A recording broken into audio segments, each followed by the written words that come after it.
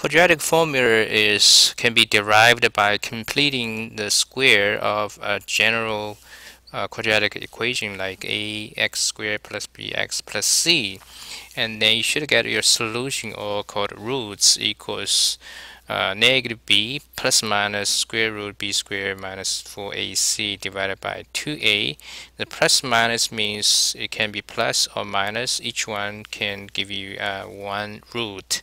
So normally quadratic form equation can have two roots, but it really depends on what the b squared minus 4ac is. We discuss this in next section. And the detail of how to derive this quadratic formula, you can check your textbook. But I'm gonna do something very similar here. I changed the c to 2c. They're a little bit different because I want you to do a skill test based on this kind of sample. Okay, so first step, you try to minus 2c to get rid of this constant term. So left side, the 2c is gone. Right side, you get a negative 2c. And then next step, you try to get rid of the a. So you divide by a on both sides.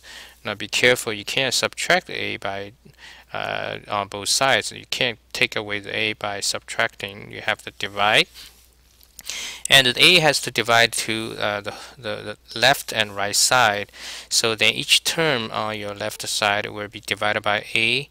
So this one, the a is gone by dividing by a. Now here, b divided by a, you got b over a x, right? And then on the right side is negative 2c over a.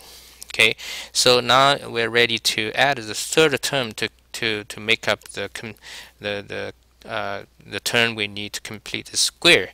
So what you need is 1/2 of the b over a. b over a is the coefficient of the x term.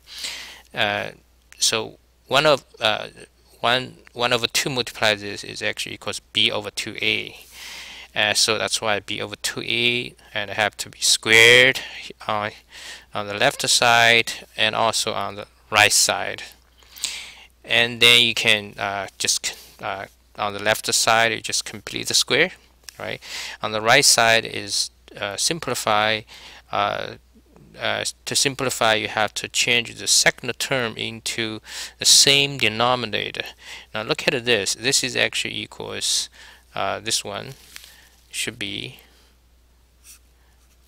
b squared over 4a squared, right? If you square it, and that's why the denominator has to be 4a squared for the second term. But it was just a, so I have to multiply 4a and multiply 4a on both numerator and denominator, right? So that you don't really change the value, you just change how it looked like. Okay, so then since you got the same denominator, both are 4a squared. On the bottom, on top, you just subtract the two numerators. So b squared minus 4ac. And then take square roots on both sides. So you got x plus b over 2a, because you cancel with the square. And here, put a positive, negative, and square root. And inside is this. Okay, and then you get rid of the b over 2a to isolate the x. So you subtract the b over 2a on both sides. So you get a b minus 2a is gone on the left side, and then you have to subtract on the other side. So you get a negative b over 2a. So plus minus the original term. Then you just put these two together, right? Simplify the right side and put these two together. You get negative b plus minus, right? So the two numerator put together and divided by the 2a, which is a common denominator. Okay, so that's how you finish to derive the formula for any given quadratic equation. Now just come back to take another look at why you have to add the third term, which is half of this squared.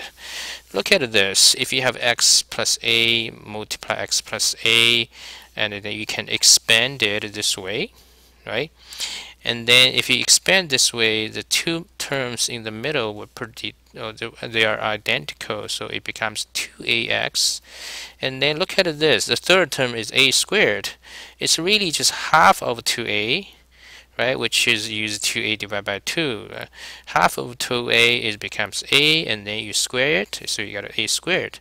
So that's why if you can expand this way, and then we try to complete square, is actually we reverse this operation, right? So we got this term and this term, we added a third term, so it's supposed to be the half of the coefficient in front of x, then square it, so that you can reverse this order to change the trinomials into a square.